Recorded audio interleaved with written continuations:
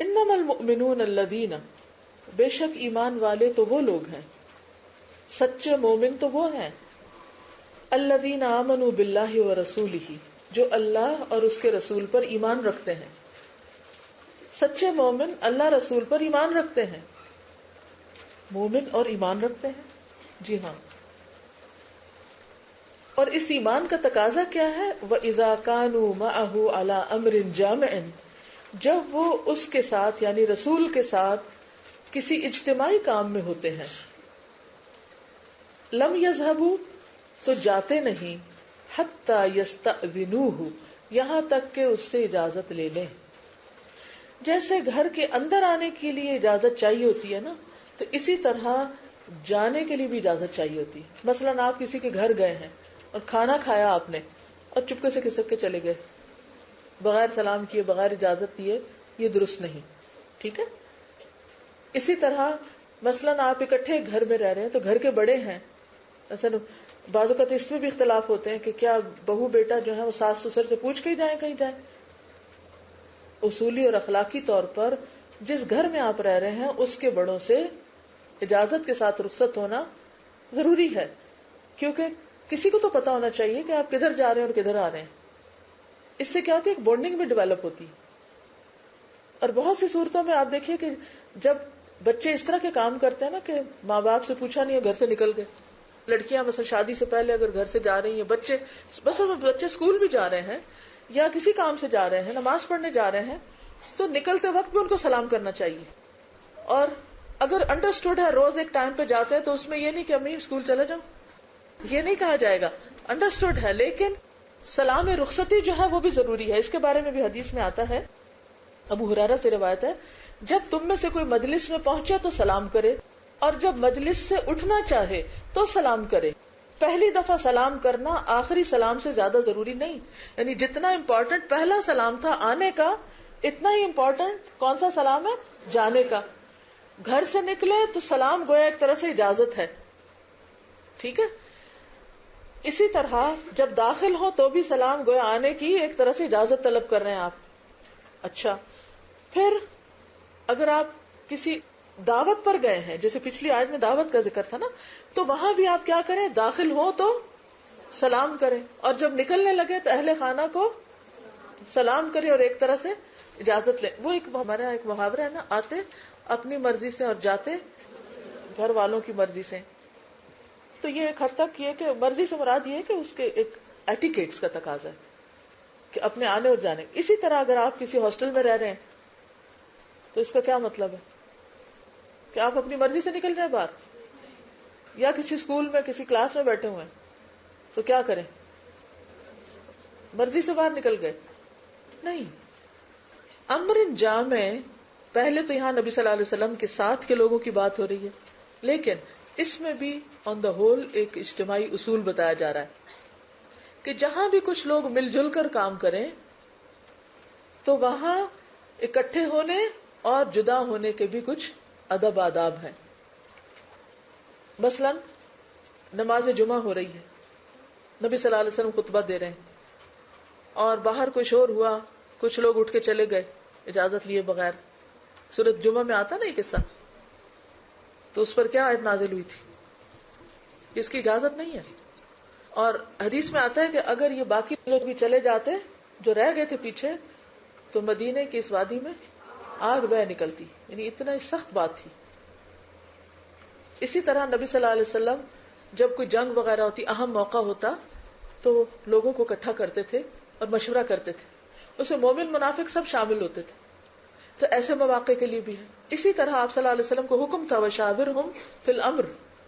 تو جو بھی کوئی مجلس شورا ہو، چاہے گھر کی ہو یا پھر کسی جیسے نبی صلی اللہ علیہ وسلم کے ہاں تھی، یا کسی حکومت میں مجلس شورا ہوتی ہے، پارلیمنٹ ہوتی ہے، تو کوئی بھی اجتماعی نوعیت کا جو کام ہے اس کو کس طرح کرنا چاہیے، اس میں سب کو مل کر اپنا اپنا رول پلے کرنا چاہیے. کچھ کام ہوتے ہیں جس میں چند لوگ ضروری ہوتے ہیں، کچھ ہوتے ہیں اس سے زیادہ، کچھ ہوتے ہیں جس میں ساری قوم کو شریک ہونا چاہیے. یہ جو ووٹنگ وغیرہ کا سلسلہ ہے یا سب کی رائے لی جاتی ہے، وہ بھی ایک اسی سلسلے کی کڑی ہے. اور خاص مواقع پر جہاں اجتماعی مفادات ہوں وہاں انفرادی دلچسپیاں، انفرادی ضروریات اور انفرادی کام ان کو پیچھے کر دینا چاہیے. کیونکہ اگر ہر شخص صرف انفرادی معاملات میں دلچسپی رکھے تو پھر اس سے کیا ہوتا ہے، اجتماعیت پرواہ نہیں چڑھتی. اس وقت بھی آپ دیکھیں دنیا میں دو طرح کی قومیں، کچھ قومیں ان کے اندر جو نظام حکومت ہے یا جو لوگوں کا مل جل کے رہنا ہے، اس میں ہر سطح پر لوگ اکٹھے کام کرتے ہیں. اس میں حتیٰ کہ بیماروں کے بھی کلبز بنے ہوئے ہیں، ان کے بھی گروپس بنے ہوئے ہیں. یعنی ان کے اندر ایسی سیوک سینس ہے کہ محلوں پر مبنی تنظیمیں ہیں، خاندانوں پر مبنی، اداروں پر مبنی مختلف طرح کے جو انٹرسٹ ہیں ان کو سامنے رکھ کر لوگ اکٹھے کام کرتے ہیں. یعنی اب اس وقت جو آرگنائزیشنل لیول پر کام کرنا ہے وہ دنیا میں اتنا زیادہ ہو گیا ہے کہ جیسے صرف اپنی قوم کے اندر نہیں بلکہ جو ملٹی نیشنل کا جو کانسیپٹ ہے کہ کوئی کمپنی ایک ملک میں ہے لیکن اس کے ورکر جو ہیں پوری دنیا میں پھیلے ہوئے، تو وہ بھی آپ نے دیکھا ہوگا کہ بعض بچے رات کو کام کرتے ہیں کہ وہ کام کس کے لیے کر رہے تھے، مثلا امریکہ کی کسی کمپنی کے لیے یا اور اسی طرح، تو وہ ان کی حاضری ان کے وقت کے مطابق ہوتی اور اس میں وہ اپنی جاب سے ہٹ نہیں سکتے. وہ پوری رات میں ٹیلی فون کھول کے یا کمپیوٹر کھول کے رہتے ہیں. پرسنلی میں ایسے لوگوں کو جانتی ہوں. تو ایسی صورت میں ہمارا دین بھی ایسا ایک اخلاق سکھا رہا ہے. تو سب سے پہلے نبی صلی اللہ علیہ وسلم اور آپ کے ساتھیوں کو بتایا جا رہا ہے کہ نبی صلی اللہ علیہ وسلم جب کسی امر جامع میں ہو، یعنی جمعہ ہو، جامع میں سب سے پہلے تو جمعہ، جماعت کی نماز اور اسی طرح خطبہ وغیرہ یا جہاد کا موقع یا کوئی اور کسی معاملے میں مشورہ، یعنی خصوصی طور پر جب بلایا جائے، لم یذهبوا تو وہ نہیں جاتے حتی یستأذنوہ جب تک کہ آپ سے اجازت نہ لے لیں. ان الذین یستأذنونک بے شک وہ لوگ جو آپ سے اجازت مانگتے ہیں، اولئک الذین یؤمنون باللہ ورسولہ ایسے ہی لوگ اللہ اور اس کے رسول پر ایمان رکھتے ہیں. یعنی اس کو بھی ایمان کا تقاضا قرار دیا گیا. کیا؟ اجتماعی معاملات میں اجازت لینا. فَإِذَا اسْتَأْذَنُوكَ پھر جب وہ اجازت مانگے آپ سے، لِبَعْضِ شَأْنِهِمْ اپنے بعض کاموں میں اجازت طلب کریں، فَأْذَن تو اجازت دے دیں، لِمَنْ شِئْتَ مِنْهُمْ جن کو آپ چاہیں. یعنی نبی صلی اللہ علیہ وسلم پر چھوڑ دیا گیا کہ جس معاملے میں آپ چاہیں اجازت دے دیں. اور وَاسْتَغْفِرْ لَهُمُ اللَّهُ ان کے لیے اللہ سے بخشش مانگے. وہ کیوں؟ اجازت دے دی تو بس بات ختم. استغفار کس لیے؟ یہاں کون سا گناہ ہے جس پر استغفار آپ کریں گے ان کے لیے؟ بعض اجتماعی ضروریات ایسی ہوتی ہیں کہ جن میں سے غیر حاضری ایک طرح سے گناہ ہوتی ہے، خصوصاً نبی صلی اللہ علیہ وسلم کی مجلس. لیکن اس کے بعد بھی مثلاً اگر آپ کہیں جاب کر رہے ہیں اور آپ پے لے رہے ہیں اور آپ کو مخصوص گھنٹے پورے کرنے ہیں، جیسے ہمارے دفتروں میں لوگ جاتے ہیں، تو آپ یہ نہیں کر سکتے کہ آج باس نہیں آیا تو چلو ہم بھی چھٹی کر کے چلے جائیں، یا اور یہ کہیں کہ ہم کس سے اجازت لیتے، یا یہ کہ اگر وہ موجود بھی ہے اور آپ جھوٹا بہانہ کر کے وہاں سے نکل آئیں. بعض اوقات ایسا بھی ہوتا ہے نا کہ لوگ بس موڈ نہیں ہے کام کرنے کا تو کوئی نہ کوئی بہانہ کر کے چھٹی کر لیتے ہیں. تو اینی ویز چاہے کوئی فارمل قسم کا کام ہو یا انفارمل مشورہ مجلس ہو، مجلس شورا ہو، اگر کوئی اس میں کسی اپنی ذاتی غرض کی وجہ سے، کسی مجبوری کی وجہ سے، کسی عذر کی وجہ سے حاضر نہیں ہوا اور وہ اس خیر کے کام میں شریک نہیں ہو رہا، تو آپ اس کو اجازت دینے کے ساتھ اس کے لیے دعا بھی کریں. یہ ایک لیڈر کا اخلاق ہونا چاہیے. اس کی ذمہ داری بنتی ہے کہ وہ اپنے مخلص ساتھیوں کے لیے کیا کرے؟ دعا کرے کہ یہ اجر سے محروم ہو رہے ہیں یا یہ اپنی ذمہ داری کو پورا نہیں کر رہے تو خدا ان کو معاف کر دے. لیکن ہمارے ہاں کتنے لوگوں کو اس بات کا احساس ہے کہ جب وہ اجتماعی کام سے غیر حاضر ہو جاتے ہیں تو وہ بہت بڑی کوتاہی کا ارتکاب کر رہے ہوتے ہیں. ہمارے ہاں تو وقت کی کوئی قیمت ہی نہیں ہے. بعض ممالک میں ایسا ہوتا ہے کہ انٹری ایگزٹ کارڈ ہوتے ہیں، جب آپ انٹر ہوتے ہیں تو آپ کی ٹائمنگ کمپیوٹر میں آ جاتے ہیں آٹومیٹکلی، جب نکلتے ہیں تو تب جب آپ کو پے ملتی ہے وہ سارے ٹائمنگز کیلکولیٹ ہوتے ہیں. اور اگر آپ مجموعی طور پر، ہر کمپنی کا اپنا اپنا طریقہ ہوتا ہے کہ اگر مجموعی طور پر اگر ایک ہفتے میں آپ 5 منٹ لیٹ ہیں، آپ کو وارننگ ملی ہے تو آپ کی اگر 3 دن ایسا ہوا تو آپ کی دن بھر کی تنخواہ کٹ سکتی، اور اسی طرح جاب بھی جا سکتی، اور بھی کئی پینلٹیز ہوتی ہیں.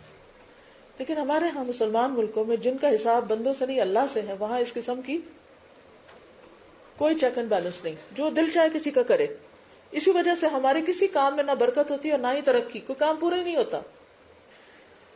دوسری بات یہ ہے کہ یہ جو بات ہے نا فَأْذَن لِمَنْ شِئْتَ مِنْهُمْ، جس کو چاہے اجازت دیں اور جس کو چاہے نہ دیں.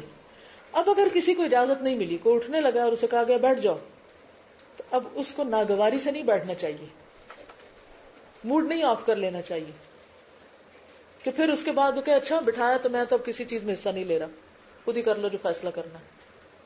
مشورہ ہے بھی، رائے ہے بھی، اور وہ منہ پھلا کے بیٹھا ہوا ہے. ناراضگی کس بات کی ہے؟ میری مرضی کیوں نہیں پوری ہوئی، یا میری مرضی کے مطابق مجھے جانے کی اجازت کیوں نہیں ملی.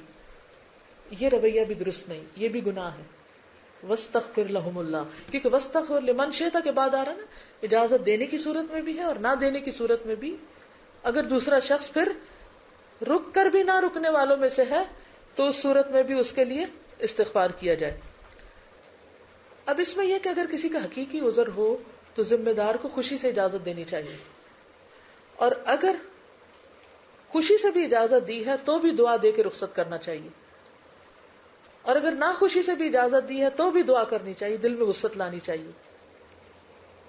اگلی آیت میں فرمایا لا تجعلوا دعاء الرسول بینکم کدعاء بعضکم بعضا، نہ تم بناؤ اپنی دعا کو رسول کے لیے بینکم آپس میں کدعاء بعضکم بعضا، جیسے تم میں سے آپس میں ایک دوسرے کو پکارتے ہو. یعنی رسول اللہ صلی اللہ علیہ وسلم کو اس طریقے پہ مت پکارو جس طریقے پر تم آپس میں ایک دوسرے کو پکارتے ہو نام لے کے. تو اس سے کیا پتہ چلتا ہے کہ بڑوں کا ایک ادب ہوتا ہے. رسول اللہ صلی اللہ علیہ وسلم کا تو ہر حال میں ہے، ان کی تعظیم تو ہم پر فرض ہے. لیکن اس سے یہ بات بھی پتہ چلتی ہے کہ اسلامی کلچر کا ایک حصہ ہے کہ بڑوں کو نام لے کے نہ پکارا جائے. ٹھیک ہے، جسے یا رسول اللہ کہہ کے پکارتے تھے صحابہ کرام، یا محمد ہی کہتے تھے. یا محمد کون کہتا تھا؟ بدو جو باہر جاتے تھے، الٹریٹ اجڈ، وہ کہتے تھے. لیکن صحابہ کرام ایسا نہیں کہتے تھے، ادب کسی کے سے پکارتے تھے. تواضع برتنے کے لیے کہا جا رہا ہے. دوسرا معنی اس کا یہ کیا گیا ہے کہ جب آپ پکاریں تو آپ کی پکار کو یہ مت سمجھو جیسے آپس میں ایک دوسرے کی پکار کو سمجھتے ہو. مثلا ماں باپ اگر آپ کو بلاتے ہیں تو کیا نہیں کر سکتے، یہ نہیں کہ اچھا آتی ہوں، ایسا مت سمجھو جیسے کوئی تمہاری بہن تمہیں بلا رہی ہے. ماں کی پکار بہن کی پکار سے فرق ہے. اسی طرح عام لوگوں کے مقابلے میں نبی صلی اللہ علیہ وسلم کا پکارنا فرق ہے. قرآن پاک میں آتا ہے یا ایھا الذین آمنوا استجیبوا للہ وللرسول اذا دعاکم لما یحییکم، اے ایمان والو اللہ اور اس کے رسول کی پکار کا جواب دو جب تمہیں ایسی چیز کے لیے بلائیں جس میں تمہارے لیے زندگی. اس میں وہ حدیث بھی آتی ہے نا کہ جس میں ایک صحابی کو آپ نے پکارا، وہ نہیں آئے تو آپ ناراض ہوئے، اور وہ نماز پڑھ رہے تھے، نفل پڑھ رہے. آپ نے فرمایا کہ کیا تم نے قرآن کی آیت نہیں سنی کہ جب اللہ اور اس کا رسول پکارے تو تم لبیک کہو. اسی سے یہ بھی پتہ چلتا ہے کہ رسول اللہ صلی اللہ علیہ وسلم کے بعد باقی جو احترام کے قابل لوگ ہیں جیسے والدین ہیں یا استاد ہیں یا بزرگ ہیں خاندان کے، یا اور کسی بھی اعتبار سے کسی کو اللہ نے ہمارے اوپر حاکم بنایا ہے، اتھارٹی ہے کوئی، تو اگر وہ کسی کام کے لیے طلب کرے تو اس پر بھی حاضری ضروری ہے. بغیر اطلاع بغیر اجازت چھٹی نہیں منا لینی چاہیے. اچھا ایک چیز دعائے رسول میں کہ رسول کی دعا کو کسی اور کی دعا کی طرح مت سمجھو، کیونکہ جس کے حق میں دعا مل گئی اس کے بھی وارے نیارے ہو گئے، اور جس کو بد دعا ملی رسول کی اس کی بھی شامت آئی. حضرت انس کو آپ نے مال اور اولاد میں اور عمر میں برکت کی دعا تھی وہ پوری ہوئی. حضرت ابو ہریرہ کو حافظے کے لیے دعا دی وہ پوری ہوئی. ام سلیم نے دعا کروائی تھی اپنے لیے کہ میں اس لشکر میں شریک ہوں، وہ پوری ہوئی. لیکن کس کے لیے بد دعا کی تھی آپ نے؟ ابو لہب کے بیٹوں کے لیے. پھر اسی طرح الٹے ہاتھ سے کھانے والے کے لیے اس نے کہا میں نہیں سیدھے ہاتھ سے کھا سکتا، آپ نے کہا کبھی نہ کھا سکتا، مرتے دم تک منہ تک ہاتھ نہ لے جا سکا. تو کسی بھی سنت کو یہ کہہ کہ ہم سے نہیں اس پہ عمل ہوتا، یہ بڑی مشکل ہے، یہ آج کے دور میں نہیں ہو سکتی، ایسے الفاظ نہیں کہنے چاہیے. کیونکہ اگر ہم اپنے رسول کا احترام نہیں کریں گے، ان کی سنتوں کا، ان کی تعلیمات کا احترام نہیں کریں گے تو نتیجہ کیا ہوگا؟ کامیابی نہیں ہوگی. اسی طرح اجتماعی امور سے، جو مسلمانوں کے اجتماعی امور ہیں ان میں دلچسپی نہ لینا، ان سے اپنے آپ کو الگ تھلگ رکھنا، ان میں اپنی ذمہ داریوں کو پورا نہ کرنا، اور ان کے مقابلے میں اپنی ذاتی زندگی یا ذاتی اغراض یا ذاتی دلچسپیوں کو زیادہ اہمیت دینا، یہ کوئی معمولی جرم نہیں ہے. کیونکہ اگر بہت سے لوگ یہی کچھ کرنے لگے کہ ہمارا تو گھر محفوظ ہے، ہمیں اس سے کیا فرق پڑتا ہے کہ کسی پہ کیا گزرتی ہے، تو اس سے کیا ہوگا؟ جب کوئی دشمن باہر سے آئے گا، کوئی فتنہ آئے گا، تو کیا وہ لوگ بچ جائیں گے کہ جو اپنے آپ کو بچا کے بیٹھے ہوئے ہیں؟ اگر مثلا دین کے لیے کوئی لوگ اکٹھے ہوتے ہیں اور وہ ان کوششوں میں بھی آپس میں اکٹھے نہیں ہوتے، تو نقصان کیا ہوگا؟ کوششیں بے برکت ہو جائیں گی، وہ مقصود پورا نہیں ہوگا، دین پر عمل کے راستے میں رکاوٹیں آ جائیں گی، چاہے وہ کسی بھی قسم کی ایفرٹ ہو، کوئی بھی کام ہو. تو بات یہ ہے کہ اسلام میں کمٹمنٹ جو ہے ایک بہت اہم فیچر ہے. جس قوم میں، جن لوگوں میں کمٹمنٹ نہیں ہوتی، وہاں پھر برکت نہیں ہوتی، چاہے وہ دنیا کو کوئی کام ہو چاہے دین کا کام ہو. قد یعلم اللہ الذین، تحقیق جانتا ہے اللہ ان لوگوں کو، اللہ کو پتہ ہے ان لوگوں کا، یتسللون، جو آرام سے چوری چھپے نکل جاتے ہیں، کھسک جاتے ہیں، منکم، تم میں سے، لواذا، ایک دوسرے کی آڑ لے کر. نبی صلی اللہ علیہ وسلم کے زمانے میں منافقین کیا کرتے تھے کہ جب بہت سارے لوگ جیسے آئے، آپ نے مجلس شورا شروع ہوئی، جیسے جنگ احد کے موقع پر ہی ہو رہی تھی، اور بھی اسی طرح اہم مواقع میں آپ زیادہ لوگوں کو بلاتے تھے. منافقین ایک تو آتے نہیں تھے، آنا نہیں چاہتے تھے، سستی کے مارے آتے تو ان کا کوئی دل نہیں لگتا تھا اس مجلس میں، نہ آپ کی تعلیم کی مجلس میں منافقین کا دل نہیں لگتا تھا. اسی لیے جب وہ باہر نکلتے تو پوچھتے تھے کیا نازل ہوا، آج کیا پڑھا تھا، کوئی پتہ نہیں، وہاں ہو کر بھی نہیں ہوتے. جمعے میں آنے کو ان کا دل نہیں چاہتا تھا، لاپرواہ بے غرض ہو کر سنتے تھے. اسی لیے تو ان کو سمجھ کچھ نہیں آتی تھی. جب سمجھ نہیں آتی تھی تو عمل بھی نہیں بدلتا تھا. تو اس سے بھی کیا پتہ چلتا ہے کہ جہاں اللہ رسول کی بات ہو رہی ہو وہاں دل کی حاضری کے ساتھ بیٹھنا چاہیے. ٹھیک ہے، انسان کبھی بیمار ہوتا ہے، سست ہوتا ہے، کوئی وجہ ہوتی ہے، وہ ایک ایکسیپشنل کیس ہر چیز میں ہے، لیکن یہ بھی منافقین کے ٹریٹس ہیں جن کو فالو کرنے سے بچنا چاہیے. کہ وہ آتے تھے تو دلچسپی نہیں لیتے تھے، اور موقع پاتے ہی نکل بھاگتے تھے، سٹک جاتے تھے، باہر نکل جاتے تھے، بغیر اجازت چلے جاتے تھے. تو یہ تسلل جو ہے، سل کرتے کھینچنا، اور سلالہ بیسی سے، یعنی ایک چیز سے نکل کے دوسری طرف کو غائب ہو جانا. اور لوازا، لازا یلوذو سے ہے، جس کا معنی ہوتا ہے ایک دوسرے کی پناہ لینا. مثلا مجلس میں سامنے نہ بیٹھنا، دوسرے کے پیچھے چھپ کے بیٹھ جانا، ایسی جگہ بیٹھنا جہاں نظر ہی نہ پڑے. تو یہ ہوتا ہے کسی کی اوٹ میں بیٹھنا، کسی کی اوٹ میں جانا. تو مجلس میں بیٹھنے کے لیے بھی اوٹ نہ لیں کہ چھپ کے بیٹھے، پتہ ہی نہ چلے، اور بیٹھ کے کیا کرتے رہے، چٹے پاس کرتے رہے، باتیں کرتے رہے، اشاروں میں باتیں کریں، ہنسی اڑائیں، مذاق اڑائیں، کوئی توجہ نہ دے. یہ کس کی حالت تھی؟ ایک دوسرے کو دیکھتے تھے، آنکھوں میں آنکھیں ڈال کے باتیں کرتے تھے، آپ کی مجلسوں میں بھی اشارے کرتے تھے، اور پھر جو ہی آپ کسی کی طرف متوجہ تھے وہ دوسری طرف چپکے سے نکل جاتے تھے. تو اللہ سبحانہ وتعالیٰ فرماتے ہیں کہ ٹھیک ہے، رسول اللہ نے نہیں دیکھا، اللہ کو پتا ہے کہ کون چپکے سے نکل جاتے ہیں اور کون اوٹ لے کے نکل جاتے ہیں اور کون چوری چھپے ایسی حرکتیں کر رہے ہیں. فَلْيَحْذَرِ الَّذِينَ يُخَالِفُونَ عَنْ أَمْرِهِ، پس چاہیے کہ ڈریں، محتاط رہیں وہ لوگ جو آپ کے حکم کی مخالفت کرتے ہیں. کس حکم کی مخالفت؟ کسی بھی حکم کی، اللہ رسول کے کوئی بھی حکم. ان تصیبہم فتنۃ، کہ وہ کسی فتنے میں نہ پڑ جائیں. اس سے کیا بات پتہ چل رہی کہ دین کے احکامات، اللہ رسول کے حکم کی خلاف ورزی کس چیز کا دروازہ کھولتی ہے؟ فتنے کا، مصیبتوں کا، آزمائشوں کا. امام جعفر کہتے ہیں اس کا معنی ہے دشمنوں کا تسلط، کہ جب اللہ رسول کے احکامات کی پرواہ نہیں ہوگی تو کون حاوی ہو جائیں گے؟ غیر تم پہ حاوی ہو جائیں گے، دشمن حاوی ہو جائیں گے. او یصیبہم عذاب علیم، یا پھر پہنچے ان کو دردناک عذاب.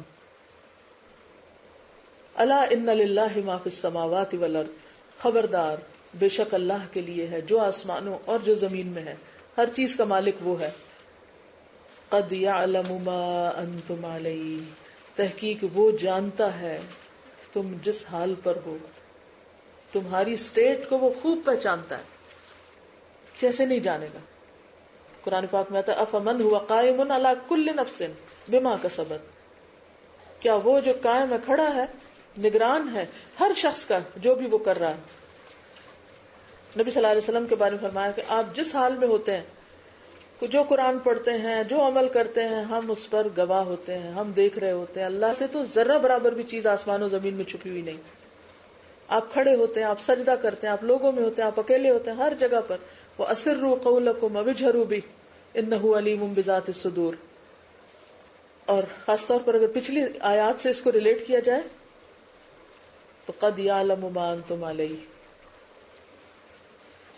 جو تم کر رہے ہو نا، اپنی ذات کو ترجیح دیتے ہو یا ذاتی کاموں کو ترجیح دیتے ہو یا پھر اجتماعی کاموں کو ترجیح دیتے ہو، دین کے کام کو ترجیح دیتے ہو یا دنیا کے کام کو ترجیح دیتے ہو، تمہاری پرائرٹیز کیا ہے اللہ کو سب پتا ہے. قد جب آ جاتا ہے نا تو تحقیق کے لیے ثابت شدہ بات ہے. وَيَوْمَ يُرْجَعُونَ إِلَيْهِ، اور جس دن وہ اس کی طرف لوٹائے جائیں گے. کون؟ انسان سارے. فَيُنَبِّئُهُمْ، تو وہ ان کو بتا دے گا. بِمَا عَمِلُوا، جو وہ کر کے آئے. ہر کوئی اپنے ساتھ کیا لے جائے گا؟ جو کیا ہے، اپنا اعمال نامہ. اگلا پچھلا سب بتا دیا جائے گا. واللہ بکل شیء علیم، اور اللہ ہر چیز کو جانتا ہے. آپ دیکھیے کہ اس صورت میں علم کا ذکر بھی بار بار آیا ہے. آیات بینات کا لفظ بھی 9 بار آیا ہے. اگر آپ دوبارہ اس صورت کو اپنے طور پر پڑھیں اور ہر آیت کے اختتام پہ غور کریں تو آپ کو بہت سی نئی چیزوں کا انکشاف ہوگا. کیوں بار بار یہ کہا جاتا ہے کہ اللہ سب چیزیں جانتا ہے، سب کچھ جانتا ہے؟ تاکہ ہم اللہ سے ڈریں. جب تک اللہ سے نہیں ڈریں گے نا، ہمارے حالات نہیں درست ہو سکتے. لوگوں کا ڈر نہ کچھ زیادہ کروا سکتا ہے اور نہ کچھ زیادہ چھڑا سکتا ہے. لوگوں سے اگر پردہ کرنا ہے تو پھر تو ہو ہی گیا، اور لوگوں کے ڈر سے اگر آپ نے آداب استیزان اندر آنے اور جانے کے احکام ماننے تو پھر بھی وہ ان پہ عمل نہیں ہو سکتا. اندر میزان ہوگا، خدا کا ڈر ہوگا اور اس بات پہ یقین ہوگا کہ اللہ کو ہر بات پتہ چل جاتی ہے، تو ہی عمل درست ہو سکتا ہے.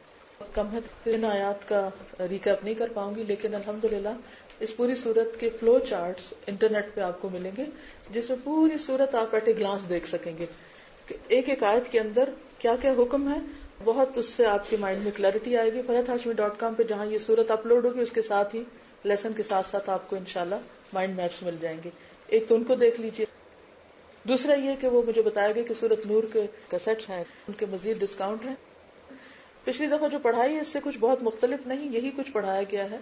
اس میں یہ چاہوں گی کہ آپ ضرور کسی نہ کسی کو یا تو ساتھ بیٹھ کے سنوائیں، یا پھر یہ کہ جب چھٹیاں ہوں اس وقت آپ گروپس کی شکل میں گھر والوں کو اور لوگوں کو، یا یہ کہ کسی طرح بھی لوگوں تک اس نور کو پہنچائیں اور لوگوں کی آنکھیں تاکہ کھلیں.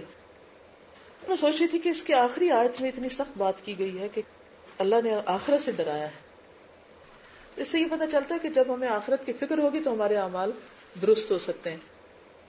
اسی طرح یہ بات بھی یاد رکھیے کہ جو کہ شروع سے میں جو ذکر کر رہی تھی بار بار، کہ ابتداء میں معاشرے کی خرابیوں کا ذکر، پھر اس کے بعد ان کی اصلاح کا طریقہ، ایمان کی درستگی، پھر اس کے بعد جن کا ایمان درست نہیں ان کے اعمال کا ذکر، اور پھر آخر میں اجتماعی زندگی کی پھر بات ہوئی. مسلمانوں کے جو اجتماعی امور ہیں ان کی درستگی، کیونکہ جب تک اجتماعی زندگی درست نہیں ہوتی معاشرے کی اصلاح نہیں ہو سکتی. معاشرے کی اصلاح کا کام ایسا ہے جو افراد نہیں کرتے، اکیلے اکیلے نہیں ہو سکتا. اس کے لیے سب کو مل کر کوشش کرنی پڑتی، اور مل جل کر رہنے کے کچھ ادب آداب ہیں، کچھ اصول اور ضابطے ہیں. اور اس میں سب سے بڑا اہم ضابطہ یہ کہ ہر شخص، ہر فرد اپنی ذمہ داری صحیح طور پر پوری کرے. کیونکہ اگر کوئی ایک شخص بھی اپنی ذمہ داری پوری نہیں کرتا تو نقصان کیا ہوگا؟ اس کا اثر سب تک جاتا ہے. اور پھر یہ کہ بیوت کا ذکر ہے، مساجد کو آباد کرنا، اللہ کے گھروں کو آباد کرنا، اپنے گھروں کے اندر نور پھیلانا، ایسے ادارے تعمیر کرنا، ایسے اداروں کے اندر مل جل کر کوششیں کرنا کہ جس سے نور پھیلے اور جس سے جہالتوں کے اندھیرے ختم ہوں اور دنیا میں بھی امن سے رہ سکیں. زنا جیسی خرابیوں کی وجہ سے جو فتنے فساد ہیں ان کے جو اثرات نسلوں پر اور معاشرے پہ پڑتے ہیں، اور اس کے ساتھ ساتھ آخرت میں بھی کامیاب ہو سکے. ابھی آپ نے ذکر کیا کہ جب تک معاشرہ اجتماعی طور پر درست نہیں ہوگا تو اس وقت تک معاشرے میں سکون نہیں ہوگا. تو ہم نے اس سے پہلے بھی آپ سے درخواست کی تھی کہ اگر آپ کی سرپرستی میں بچوں کے لیے کوئی ایسا اسکول جس میں اسلامک ایجوکیشن اور دوسری ایجوکیشن جو ہے وہ اکٹھی ہو، تو میں سب سے درخواست کروں گی کہ ہم لوگوں کے اندر جتنی ابیلٹیز ہیں، جو بھی کیپیبل لوگ ہیں، جو بھی اس سلسلے میں کام کرنا چاہیں، آپ کی اجازت سے اور ہم لوگ کے مطلب اکٹھے مل کے اگر اپنی سروسز کو آفر کریں تاکہ ہم اس کو گراس روٹ لیول پر شروع کر سکیں، تاکہ معاشرے میں ہم بچوں کے اندر اس چیز کو پختہ کر دیں تاکہ ایک اچھا معاشرہ جنم لے سکیں. جزاکم اللہ خیرن. خواب تو میرا بھی یہی ہے. صرف مشکل کیا ہے، اب تک بھی جتنا بھی ٹوٹا پھوٹا کام ہوا ہے اس میں بھی سب سے زیادہ مشکل لوگوں کی کمٹمنٹ نہ ہونا. سارے پروگرام، سارے آئیڈیاز، سب کچھ دھرا رہ جاتا ہے جب ان کو امپلیمنٹ کرنے والے لوگ نہیں ہوتے. انتہائی تکلیف دہ چیز ہے، انتہائی تکلیف دہ، جس کی وجہ سے وہ نہیں ہو پاتا جو ہو سکتا ہے، پاسبل ہے. صرف ایک چیز ہی روکتی ہے مجھے اس چیز کو آگے بڑھانے سے، اور وہ ہے لوگوں کی کمٹمنٹ. اگر آپ میں سے صرف چند لوگ بھی اپنی زندگی کو حاضر کر دینا کہ اس کو کر کے چھوڑنا ہے، اپنی ذات سے زیادہ ترجیح دینی ہے، تو تب یہ کام ہو سکے گا اور تب ہی کوئی کوالٹی آ سکتی ہے. ورنہ تو پھر بہت ہو رہے ہیں کام، ایک اور شروع کر دے تو اس میں اس کا کیا فائدہ. صرف ایک چیز نے روکا ہوا ہے اور وہ ہے افراد کی کمٹمنٹ، کہ جو کہے کہ میں کروں گا پھر وہ اس کے قول اور فعل میں تضاد نہ ہو، پھر وہ کرے. کیونکہ کوئی کام کیے بغیر نہیں ہوتا. اور بچوں کے لیے اچھے رول ماڈل کا ہونا بہت ضروری ہے. اگر ٹیچر ہی غائب ہے، استاد ہی نہیں ہے، وہ آج اس کا ایک کام ہے اور کل دوسرا کام ہے، اسکول کا کام کرے گا خاک. تو اس میں سب سے زیادہ آپ کی صلاحیتیں اور آپ کا وقت اور آپ کی کمٹمنٹ چاہیے. اور اگر وہ ہے تو میں حاضر ہوں دل و جان سے. لیکن اگر وہ نہیں تو بہت سخت ڈر لگتا ہے کہ لوگوں کی زندگیوں سے نہ کھیلیں. اب اس پوری صورت کو پڑھ کے میرا خیال ہے آپ سب کو جاگ جانا چاہیے اور سوچنا چاہیے کہ کہاں کہاں کوتاہی ہے ہماری. لیکن پھر بھی اگر ہم نہیں اپنا طرز عمل بدلیں گے تو اللہ تعالیٰ نہیں قوموں کی حالت بدلتا. اور قوموں کی تعمیر کے لیے تعلیم کے علاوہ کوئی دوسرا نسخہ نہیں. نبی صلی اللہ علیہ وسلم نے تعلیم ہی کے نور سے لوگوں کے عمل بدلے تھے اور کہاں کہاں تک وہ پہنچ گئے تھے. وہ جو بکریاں چرا رہے تھے، مجھے ہمیشہ وہ عقبہ بن عامر کی بات یاد آتی ہے. اور میں ہمیشہ جب میں کہیں بھی اس کو پڑھتی سنتی میرے آنسو نہیں تھمتے کہ جب نبی صلی اللہ علیہ وسلم کی مجلس میں حاضر ہونے کو کیا چیز ان کو روک رہی تھی. بکریاں چراتے تھے، بکریاں چھوڑ کے نہیں جاتے. تو ایک دن ان کو خیال ہے کہ کب تک میں ان بکریوں کو لیے رکھوں گا اور میں کیوں محروم رہوں. اور پھر ایک وہ پہنچ گئے اور اس کے بعد یہ کہ ان لوگوں میں تھے جنہوں نے مصر کو فتح کیا تھا. یا تو وہ بکریاں چراتے رہتے یا پھر وہ فاتح مصر بنے اور کہاں تک جا پہنچے. تو ہمیں بھی سوچنا ہے کہ ہم کیا کھانا ہی پکاتے رہیں گے اور مزے مزے کے کھاتے رہیں گے اور صرف اپنی نمائش اور زینت کے اظہار میں ہی دن رات سرگرم عمل رہیں گے، یا ان چیزوں کو ایک طرف رکھ کے ہم انسانوں کی تیاری میں بھی مزید کچھ کوشش کر سکتے ہیں. آپ کو معلوم ہے حضرت عائشہ کی سیرت اگر آپ پڑھیں تو حضرت عائشہ رضی اللہ تعالیٰ عنہ نے حضور صلی اللہ علیہ وسلم کے بعد اور ان کے دور میں بھی اور بعد میں کتنا کام کیا تھا. کئی 100 یتیم بچے جو تھے وہ ان کی زیر نگرانی تھے. حضرت عائشہ کا وہ رول ہمیں سمجھ آتا ہے کہ وہ احادیث نیریٹ کرتی ہیں. دوسری طرف وہ بچوں کی تربیت کے لیے بھی بہت کوشاں تھی، لیکن اس کے ساتھ ان کے ساتھ افراد بھی تھے. آپ کی ضرورت ہے، یو شوڈ بی دیئر. آخر پہ سورت کا پیغام جو ہے وہ یہی ہے کہ انفرادی کوششوں کے ساتھ ساتھ اجتماعی کوششیں. اصل میں جتنی آبادی ہے اس کے مقابلے میں کوششیں آپ دیکھیں نا کتنی کم ہیں. کوششیں بہت زیادہ چاہیے. ہمارا ایک ٹرینڈ ہے نا کہ چند لوگ کام کریں اور باقی آرام کریں. بڑوں بچوں سب کو اپنا حصہ ڈالنا ہے. کہتی ہیں کہ سورت کے شروع میں تھا سورۃ انزلناها وفرضناها، اور پھر اس کے بعد آیات بینات، اور آخر میں جو تم کرو گے وہ جانتا ہوں میں. دیکھتے ہیں کرتے کیا ہو، اب کرنے کا وقت ہے. اوکے، جزاکم اللہ خیرا. سبحانک اللہم وبحمدک نشہد ان لا الہ الا انت نستغفرک ونتوب الیک. السلام علیکم ورحمۃ اللہ وبرکاتہ.